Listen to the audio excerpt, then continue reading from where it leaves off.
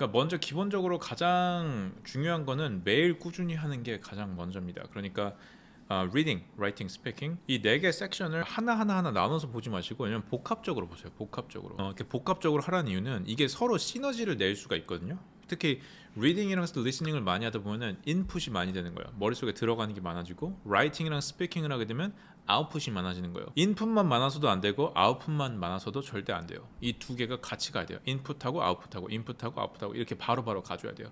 이런 프랙티스를 거쳐야 되는데 뭐 직장인분들이나 저는 이제 뭐 인터뷰 하시는 분들 중에도 직장을 다니면서 하시는 분들이 굉장히 많아요. 그렇기 때문에 시간이 많지가 않거든요. 그리고 또 사장님들, 중소기업 사장님들이나 아니면은 뭐 그 다른 분야에서 기업체를 운영하고 계신 분들도 저한테 상담을 많이 오시는데 그런 분들은 이제 시간이 없기 때문에 최소한 수업 시간만에서라도 제가 좀 최대한 많이 이제 인풋 아웃풋을 최대한 많이 해드리려고 해요. 그 연습을. 왜 그러냐면 학생이 스스로 그거를 할 수 있게끔 만드냐 안 만드냐가 정말 중요하거든요. 그러니까 혼자서 연습하는 시간이 필요해요. 왜냐면 리딩 같은 경우는 읽는 거를 하면서 뭘 느껴야 되냐면 그 단어 그 단어가 어떤 식으로 쓰이는지를 알아야 돼요. 단순히 그 단어만 가지고 반복해서 보는 건 아무 의미 없어요. 단어를 그 맥락 속에서 항상 봐주셔야 돼요. 그 문맥 속에서. 그 문맥이 없이 단어만 이렇게 막 외우는 거는 사실은 회화에는 전혀 도움이 되지 않아요. 어느 정도 내가 지식이 쌓이는 느낌은 있을 수 있겠지만 실제로 그게 내가 스피킹으로 연결이 되지는 않는다는 거예요. 그게 대부분이 사람들이 영어를 못하는 이유기도 하고요. 왜? 우리 고등학생 때만 해도 영어 단어 얼마나 많이 외워요. 근데 외우는데 내가 외우는 것만큼 내가 그 단어를 내가 말할 수 있는 양은 진짜 완전 한 10%는 되려나 모르겠어요. 정말 낮단 말이에요. 실용적으로 내가 쓸 수 있는 단어량이 그 맥락을 잘 몰라서 그래요. 이 단어가 뭐 ask라는 단어가 있으면 그 ask가 어떤 상황에서 쓰인지를 모르기 때문에 그러니까 그거를 모르니까 당연히 내가 그 상황 써야 될 상황에서도 생각이 안 나는 거예요. 그럼 어떨 때 생각이 나냐? ask는 뭐 보통 뭐 요청하다 뭐 이렇게 얘기하죠. 묻다 뭐 이런 거. 그러면 요청하다가 뭐지? 묻다가 영어로 뭐지? 이럴 때만 생각이 나는 거예요. 그 상황을 보고 판단을 바로 해서 영어 단어가 나와야 되는데 상황을 보고 한글을 영어로 어떻게 바꿀까를 고민한 다음에 그 다음에 영어로 내는 거예요. 그렇게 되면은 그 broken English가 될 수밖에 없는 거예요. 그러니까 항상 리딩을 할 때는 이 맥락 속에서 단어를 파악하는 연습을 하는 거. 그게 가장 기본이고 그리고 리딩을 할 때도 짧은 글을 보는 게 있고 긴 글을 보는 게 있어요. 긴 글을 보는 것들은 보통 원서 같은 것들 그리고 원서 같은 것도 되게 사람들이 제가 윈피키드 저번에 한번 설명을 드렸는데 윈피키드가 되게 쉬워 보이는 책인 것 같아요. 근데 막상 들여다보잖아요. 진짜로 생각보다 제대로 이해한 사람이 정말 없어요. 그 얘기는 뭐냐면은 내가 겉핥기식으로만 계속 약간 고등학생처럼 독해를 하고 있다는 거예요. 그냥 마구잡이로 그냥 한글을 기계적으로 바꾸려고 하는 연습. 그걸 다 버리셔야 돼요. 그 영어 문장을 보고 바로 그 상황을 떠올릴 수 있어야 돼요. 그리고 반대로 상황을 보고 영어 문장을 떠올릴 수도 있어야 되고 이게 자유자재로 왔다 갔다 해야 돼요. 그걸 좀 부드럽게 만드는 작업을 하기 위해서 리딩을 많이 하는 거고요. 단어, 표현체 이런 것들. 네. 그리고 긴 글을 보면 좋은 점은 호흡이 길어지기 때문에 그만큼 내가 좀 업그레이딩을 할 수 있어요. 내 영어 스피킹 실력을. 그러니까 내가 영어를 좀 더 유려하게 할 수 있는 거예요. 그러니까 기본적으로 영어가 안 되시는 분들은 짧은 글을 많이 보셔야 돼요. 짧은 글, 호흡이 짧은 글, 내가 한 번에 읽을 수 있는 분량을 위주로 많이 보셔야 돼요. 왜? 내가 맥락을 파악하면서 항상 읽으라 했죠. 긴 글을 읽다 보면 맥락을 놓쳐버려요. 중간중간에. 예. 그럼 놓치게 되면 결국 또 뭐냐? 계속 또 그런 식으로 빠지는 거예요. 영어를 한글로 계속 어느 순간. 왜? 맥락을 이해 못하고 그냥 계속 그 단어에만 집착을 하는 거예요. 단어의 한글 뜻에만. 그러면 그건 영어 실력이 늘지가 않아요. 그때부터는. 항상 맥락을 컨텍스트를 항상 제가 강조한 이유가 그거예요. 항상 상황을 보고 이런 단어가 이렇게 쓰이는 거구나. 그럼 내가 나중에 비슷한 상황을 만났을 때 내가 그 단어를 떠올릴 수가 있는 거예요. 한글 뜻으로 이게 뭐지 하는 게 아니라 그냥 그 상황을 봤을 때 바로 떠올릴 수 있는. 우리 영어 회화를 하는데 그런 상황들을 한글로 바꿨다가 영어로 바꿨다가 언제 이러고 하고 있어요. 그냥 바로 딱 보고 바로 스폰테니어스하게 나와야 되는 거죠. 리딩의 목적이 그거라는 거. 리스닝은 뭐냐면 내 보이스 톤을 잡아주는 거예요. 그러니까 내가 어떤 예를 들어서 내가 자주 듣는 사투리랑 똑같아요. 우리가 사투리를 태어나자마자 정해지지 않잖아요. 어떤 사투리 써야 된다. 그냥 듣다 보니까 그게 내가 자연스럽게 머릿속에 넣어서 내가 그냥 말할 때 그 톤이 나오는 거예요. 그 사투리가. 마찬가지예요. 영어도. 내가 자주 들었던 그런 보이스의 그 톤을 그대로 따라가게 돼 있어요. 그러니까 내가 어떤 거를 듣냐가 굉장히 중요해요. 스피킹 할 때.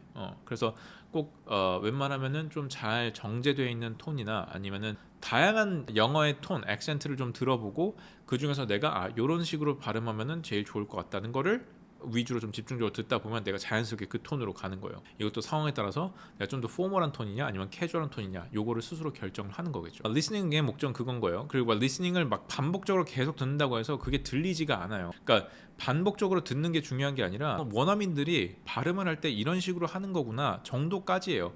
해석이 되면 너무 좋은데 해석이 안 되는 걸 가지고 굳이 붙잡고 늘어질 필요가 없다는 거예요. 시간 낭비가 될 수 있어요. 오케이? 라이팅은 최대한 내가 정교하게 좀 써보려고 해야 돼요. 영어를 정교하게. 그러니까 내가 문장을 스스로 만들어 보는 건데, 물론 제가 수업 시간에 문장을 만드는 방법을 알려드리면 그거를 영어로 바꾸는 연습을 하는 거예요. 그거를 내가 평소에 일상생활에서 응용해 보는 연습을 하는 거예요. 회화 수업을 듣는데 응용하는 연습을 빼버린다. 그건 사실은 약간 밑빠진 독에 물 붓기라고 보시면 돼요. 수업을 듣고 그냥 바로 흘려버리는 거예요. 응용이 없이는 영어 회화 실력은 절대 늘지 않아요. 절대. 항상 응용을 해야 돼요. 항상. 그러니까 문장을 만드는 방법을 알려드리고 응용을 한번 해보고 응용한 거를 한번 피드백을 받아보는 거예요. 전문가한테. 이거 이렇게 썼는데 맞아요? 저렇게 썼는데 맞아요? 이런 표현이 이렇게 쓰이는 게 맞나요? 이 단어가 이 상황에 좀 적합한가요? 자연스러운가요? 부자연스러운가요? 이런 거를 피드백을 해주는 게 강사의 역할인 거예요. 이런 거를 잘 하시는 분들을 만나야 되는 거고, 라이팅은 웬만하면 좀 포멀하게 써주는 게 좋아요. 기본적으로. 물론 일단 초보이신 분들은 캐주얼하게 그냥 아무렇게나 일단 써보지만 어느 정도 조금 실력이 찼다고 하면 그때부터 좀 더 라이팅하는데 룰이 있거든요. 되게 포멀하게 어느 정도 좀 포멀하게 써줘야 되고, 뭐 어떤 단어들은 좀 피해야 되고 이런 것들이 있어요. 그런 거를 좀 생각을 하면서 글을 좀 더 정교하게 써주는 거죠. 그러면은 훨씬 더 세련된 문장을 만들어낼 수가 있는 거고요. 그 라이팅의 목적은 응용이라고 보시면 돼요. 기본적으로 내가 수업 시간에 배웠던 거를 응용해 본다. 그다음에 스피킹도 마찬가지예요. 응용하는 건데 스피킹 같은 경우는 웬만하면 상대가 있는 게 좋긴 해요. 근데 상대가 없더라도 저 같은 경우도 마찬가지예요. 혼자서 머머링이라는 걸 해요. 그러니까 중얼거리는 거거든요. 일상생활에서 내가 행동 하나하나를 영어로 표현하는 거예요. 뭐 예를 들어서 아침에 일어나서 뭐 씻고 뭐 운동을 가요. I wake up in the morning at 6 and take a shower and then I go to workout. 뭐 이런 식으로 내가 일상적으로 I 일단 해보는 거예요. 물론 나중에는 이 I라는 표현도 자주, 그러니까 주어를 좀 바꿔서 써주시는 게 좋긴 한데, 일단 기본적으로 내가 할 수 있는, 쉽게 할 수 있는 것 안에서 최대한 말을 많이 만들어 보는 거예요. 스피킹, 라이팅 둘 다. 그래서 이런 걸 연습을 하면서 거기서도 이제 내가 이런 표현은 내가 어떻게 해야 되지 하는 것들이 있을 거예요. 중간에 막히는 것들이 있을 거란 말이죠. 상을 봤는데 이게 영어로 떠올리지가 않아. 그럼 어떻게 해야 될까? 무슨 단어를 써야 될까? 이런 거를 노트를 하는 거예요. 그리고 그거를 한번 전문가한테 물어보거나 여러 가지 리서치를 해서 한번 찾아보거나 해서 그거를 계속 뚫어 나가는 거예요. 내가 이게 잘 막혔던 표현을 계속 뚫어 나가야 되는 거죠. 스피킹 할 때 보면은 은근히 생각이 안 나는 게 많아져요, 점점. 근데 그런 거를 체크를 다 해서 그런 걸 다 뚫어내야 돼요. 문제점을 다 해결해 나가야 되는 거죠. 그런 과정 속에서 이제 회화 실력이 느는 거고. 리딩, 라이팅, 스피킹, 리스닝 4개를 이렇게 매일 꾸준히 해주는 건데, 물론 이게 쉽진 않을 거예요. 하지만 5분이든 10분이든 상관없어요. 시간은 짧아도 괜찮아요. 대신에 꾸준히 하는 게 정말 중요하다는 거. 평소에 내가 영어에 대한 센스를 좀 키워놔야, 그래야 내가 실전에서 써버릴 때 바로 무의식적으로 나올 수가 있는 거예요. 근데 이게 평소에 안 쓰다가 갑자기 이제 공부를 막 몰아서 막 3시간씩 해. 그럼 그게 늘지가 않아요. 왜? 이게 자연스럽게 배는 게 아니라 뭔가 그냥 지식적으로 우겨 넣는 느낌이 강해지기 때문에 그런 거거든요. 그래서 항상 데일리 베이시스로 꾸준하게 해주시는 거, 그게 가장 중요하다는 거. 오케이. 뭐 드라마, 미국 드라마도 있고 뭐 책도 있고 뭐 다양하게 있어요. 근데 뭐 그것도 각자 레벨에 따라서 그에 맞는 제가 수업 자료를 드리긴 하지만, 만약에 혼자서 하셔야 된다 그러면은 웬만하면은 진짜 쉬운 것부터 해보시고, 혼자서 짧은 글을 많이 보시고, 그리고 거기서 나온 단어들 한번 다 체크해 보시고, 그리고 그거를 가지고 한번 평소에 응용해 보시고, 내가 잘 이해를 못했던 단어 혹은 잘 몰랐던 단어를 라이팅이나 스피킹에 한번 적용을 해보시고, 리스닝도 내가 좀 여러 가지 다양한 자료를 들어보다가 요런 톤이면 괜찮겠다 싶은 것들을 위주로 좀 들어보시고, 요거를 반복하시는 거예요. 그냥 평소에 그냥 한 5분 10분만 내서 5분 10분만 내서라도 그거를 조금씩이라도 꾸준하게 하시다 보면은 어느 순간 이 양이 늘어날 거예요. 그러니까 같은 시간을 하더라도 내가 할 수 있는, 내가 연습할 수 있는 그게 늘어나는 거죠. 그 양이.